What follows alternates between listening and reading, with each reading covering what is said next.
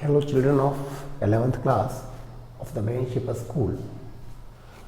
Today we are taking collision. तो collision का मतलब होता है कि दो बॉडी के बीच कुछ हो, टकरा जाए या कैसे भी एक दूसरे को अफेक्ट करें, प्रभावित करें, जिसमें कि उनके जो मोमेंटा हैं वो चेंज हो। मोमेंटा होता है momentum mass into velocity and momentum is measure of mass, measure of motion. तो इस बॉडी में कुछ मोशन है, उसमें कुछ मोशन है, हो सकता है एक में हो दूसरे में ना हो, पर दोनों बॉडी के बीच में कुछ हो तो उसको बोलते हैं, कुछ हो मतलब इंटरैक्शन, एक दूसरे को टकराएं। तो interaction, collision is the interaction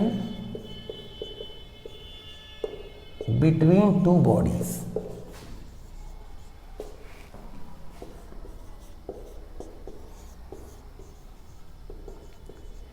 in which, जिसमें कि उनके मोमेंटा, मोमेंटा यानी मोमेंटम्स, उसको मोमेंटा कहते हैं, change. Interaction between two bodies in which their momenta change is called collision.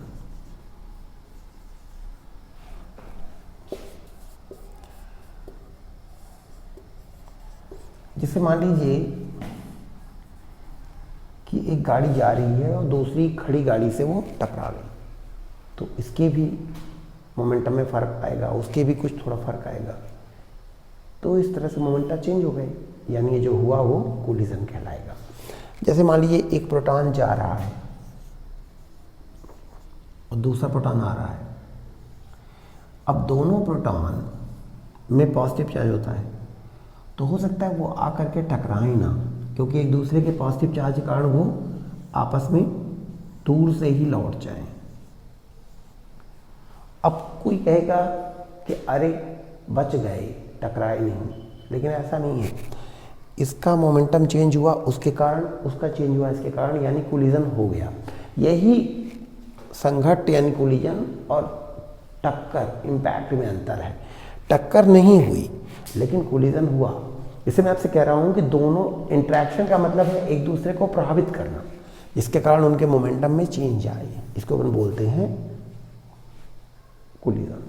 तो ये दो प्रोटॉनों के बीच में कोलिजन हुआ, जबकि लोग ये कह सकते हैं कि टक्कर देखो नहीं हुई। बात सही, टक्कर नहीं हुई पर कोलिजन हुआ, क्योंकि दोनों ने एक दूसरे को प्रभावित किया और इसीलिए उनके मोमेंटा चेंज हुई।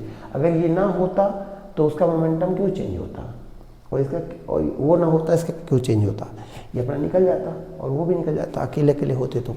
यानी दोनों एक दूसरे के कारण दोनों को मोमेंटम चेंज हुए, और यही है कोलिजन। तो याद रखें कि अगर इन दोनों बॉडी पर बाहर से कोई फोर्स ना आए, तो बाहर से कोई फोर्स नहीं आया तो इनका जो टोटल मोमेंटम है वो नहीं चेंज होगा, लेकिन इसका चेंज होगा, इसका चेंज होगा। एक्चुअली ये इसका चेंज हुआ है वो इसके कारण हुआ है। अगर इसका कम हो गया तो इसका बढ़ गया होगा। जैसे मान लीजिए दो आदमी हैं, उनके बीच कुछ पैसे का लेन देन होता है। अब अगर कोई तीसरा नहीं आया उनके पास, तो उनके जो टोटल पैसे हैं वो वही रहेंगे जो थे। एक का पैसा बदल जाएगा, दूसरे का पैसा बदल जाएगा, लेकिन उनका टोटल पैसा वही रहेगा जब तक तीसरा ना आए उनको पैसा देने या उनसे लेने। तो अगर दो बॉडी हैं, उन पे बाहर से कोई फोर्स नहीं आएगा तो उनका टोटल मोमेंटम नहीं चेंज होगा, लेकिन अगर कोलिजन हुआ है तो इसका चेंज होगा, उसका भी चेंज होगा। तो याद रखें, टोटल मोमेंटम चेंज कोलिजन में नहीं होता। अब कोलिजन दो तरह के होते हैं,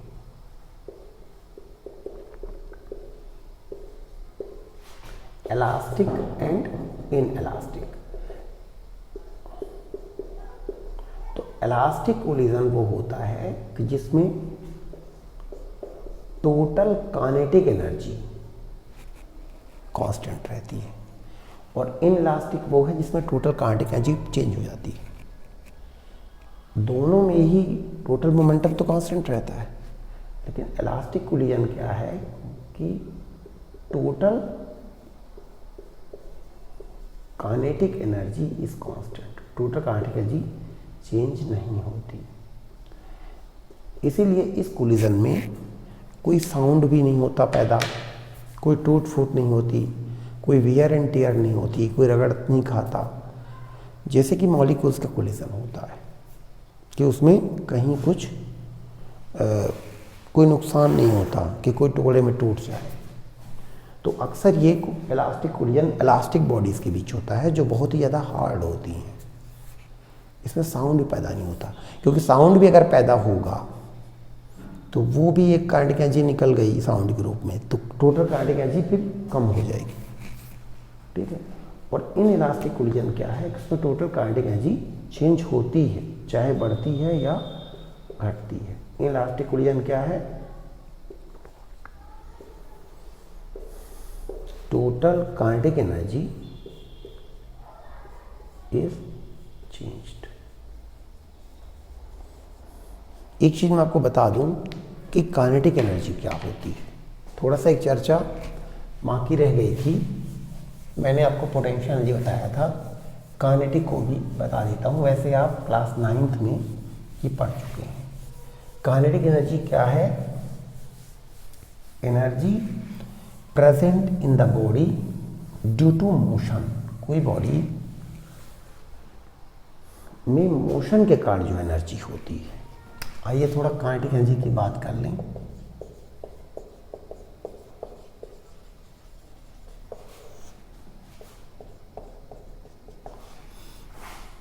अगर कोई बॉडी चल रही है तो उसमें काइनेटिक एनर्जी, रुक गई तो काइनेटिक एनर्जी खत्म। तो energy present in a body,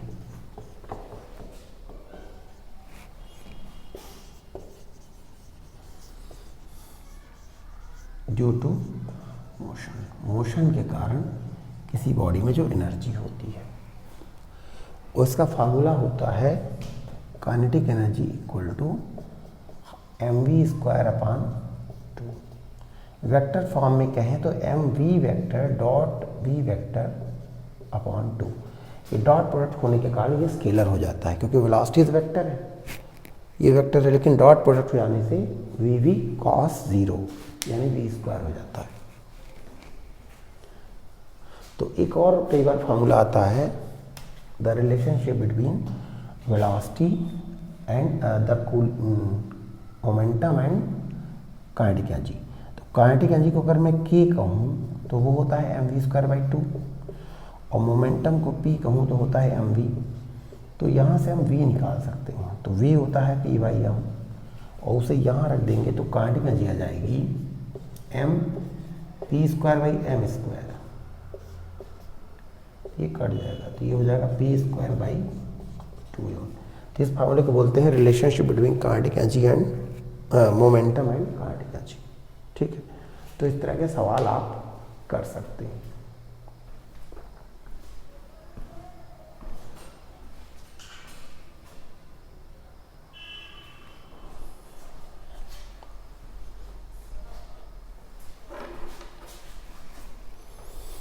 तो अगर किसी बॉडी का मोमेंटम हम चेंज कर दें, मान लीजिए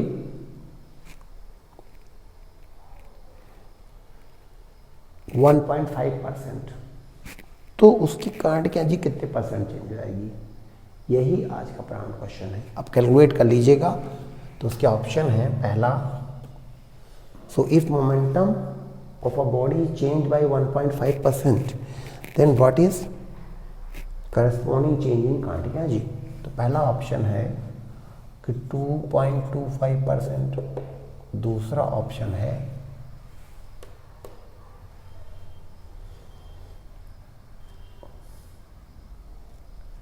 1.5%, तीसरा ऑप्शन है 3%, चौथा ऑप्शन है 5%। ठीक है। तो इसको आप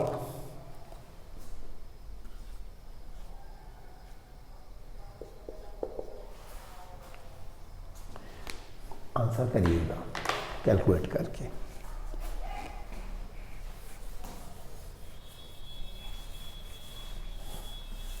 तो बात ये चल रही थी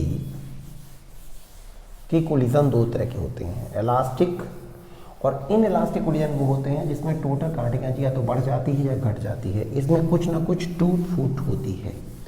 जैसे मान लीजिए कोई बम है, तो अगर ये बम फूटता है तो अभी बम रुका हुआ था, उसका मोमेंटम 0 था, अब वो चल दिया तो उसके कुछ टुकड़ों को मोमेंटम पॉजिटिव होगा तो कुछ का नेगेटिव होगा, टोटल 0 ही रहेगा क्योंकि मोमेंटम तो कांस्टेंट रहता है।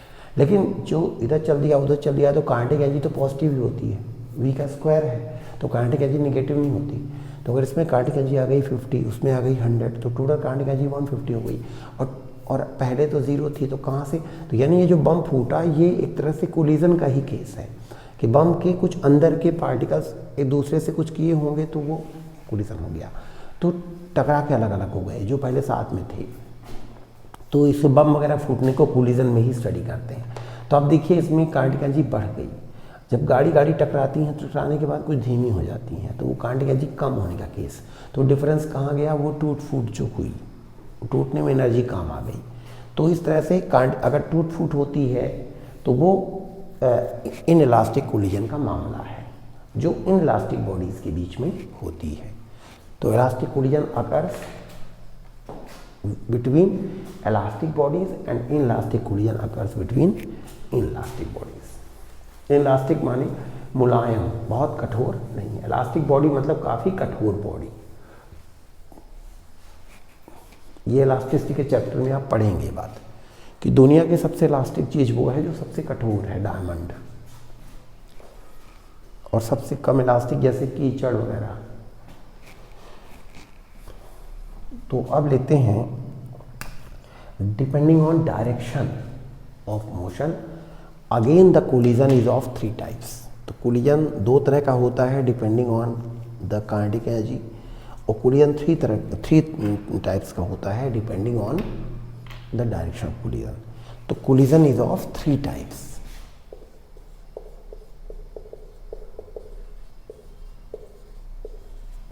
तो 1 डायमेंशनल कोलिजन,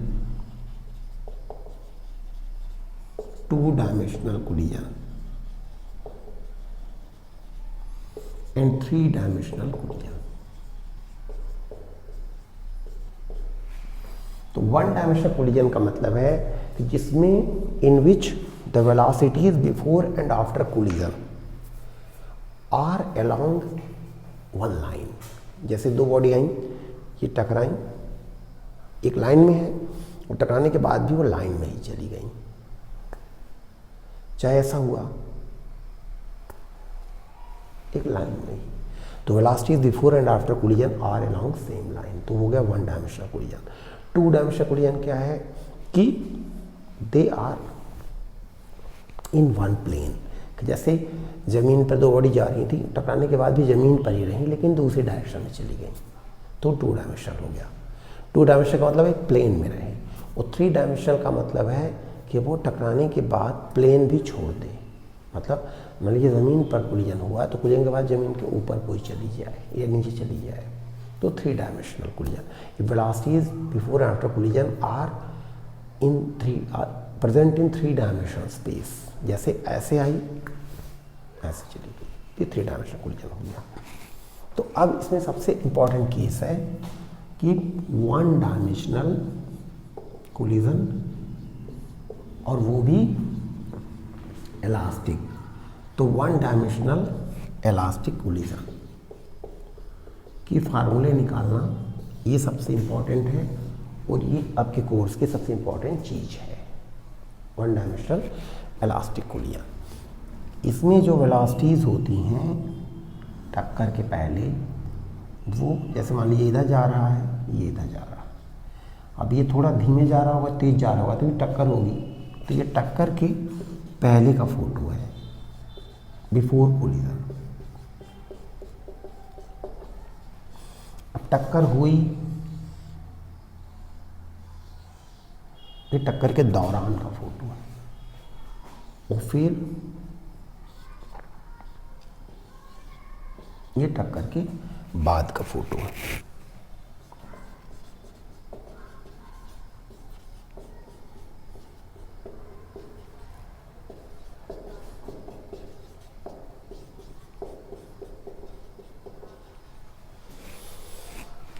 तो ये काफ़ी कठोर बॉडीज़ हैं, इसलिए वन इलास्टिक कोलिजन हो रहा है।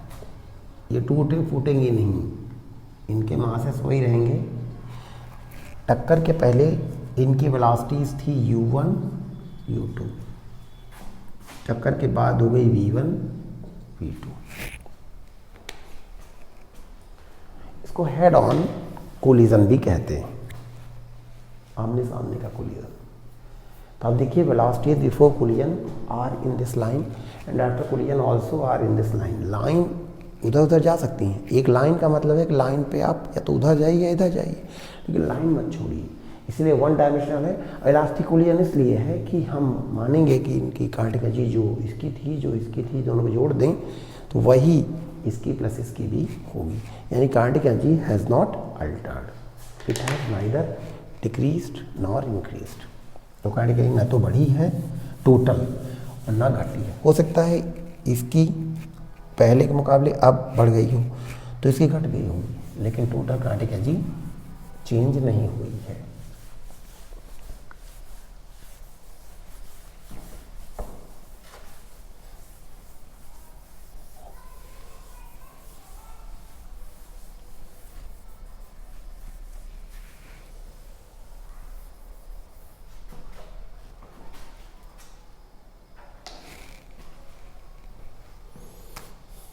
तो two bodies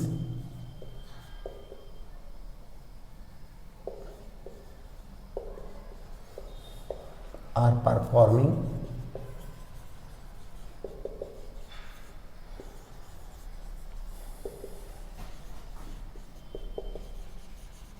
one dimensional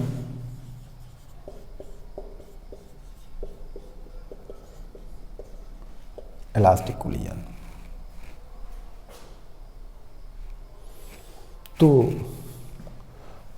total momentum is conserved.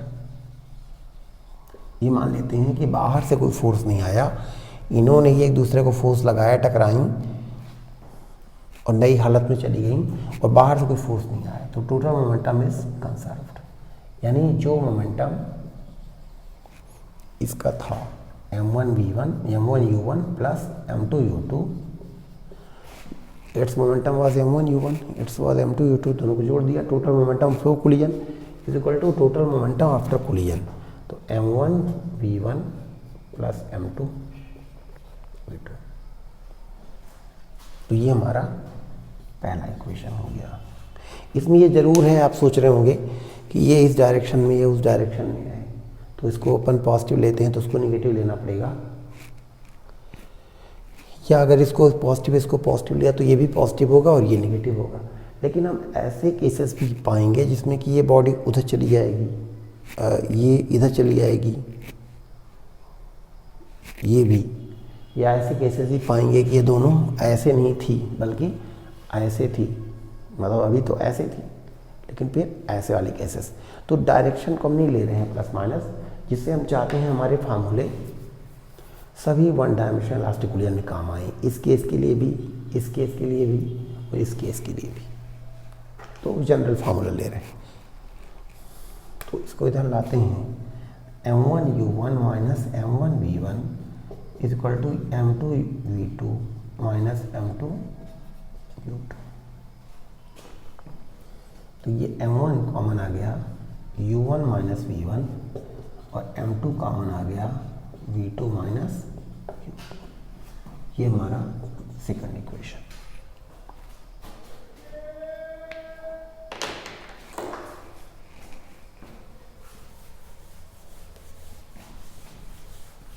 ये वन डायमेंशनल इलास्टिक कोलिजन के सारे फार्मूले हम लोग डिराइव करेंगे।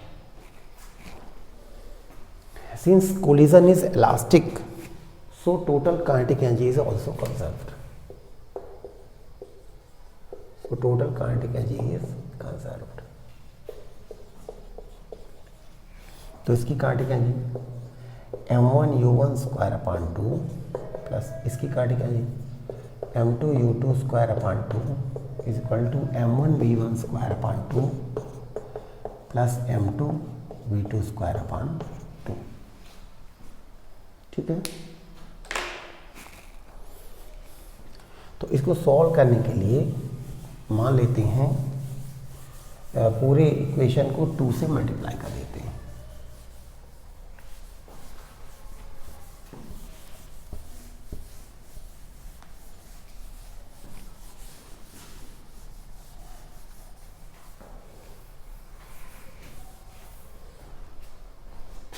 तो जब पूरे क्वेश्चन को 2 से मल्टीप्लाई कर देते हैं तो ये 2 कैंसिल हो जाएगा, तो ये आ जाएगा m1u1 square plus m2u2 square is equal to m1v1 square plus m2v2 square. तो m1u1 स्क्वायर माइनस इसको यहाँ लाते हैं m1v1 square is equal to m2v2 square minus m2u2 square. तो m1 कॉमन आ गया, u1 square minus v1 square, m2 common आ गया, v2 square minus u2 square. तो ये a square minus b square के फार्मूले से ही हो जाएगा u1 minus v1 and u1 plus v1, v2 plus u2 और v2 माइनस u2। ये इक्वेशन 3 हो गया। इक्वेशन 3 को हम डिवाइड कर देते हैं इक्वेशन 2 से।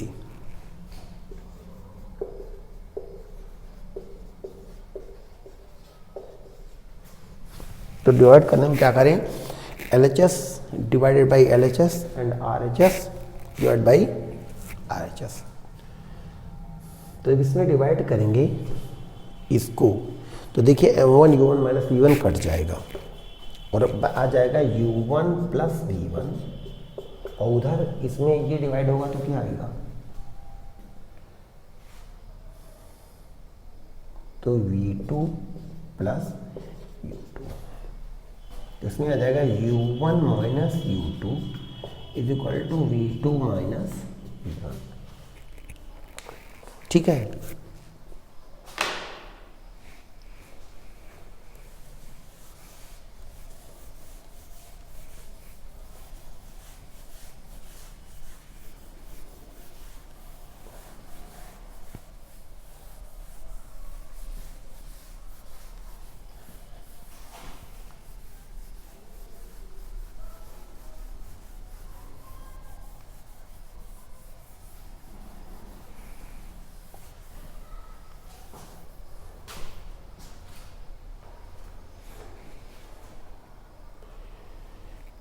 तो इसको थोड़ा सा और आगे बढ़ें, u1 माइनस u2 और माइनस कॉमन ले लें जिससे कि ऑर्डर वही हो जाए v1 minus v2।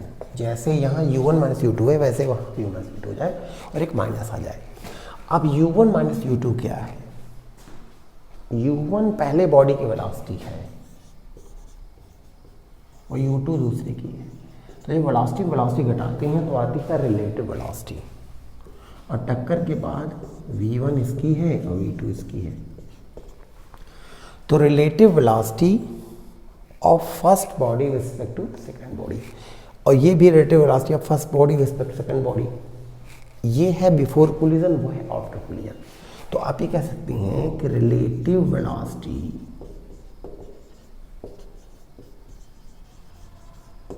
Of first body with respect to second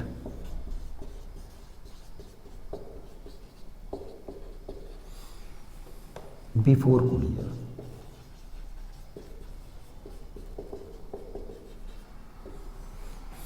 और ये हुआ रिलेटिव वेलोसिटी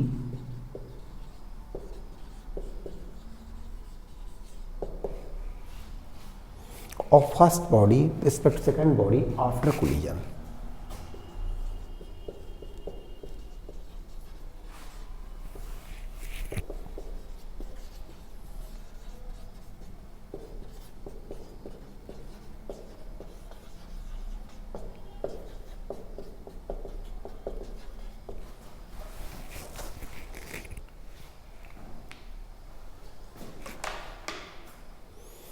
और बीच में एक माइनस आएगा,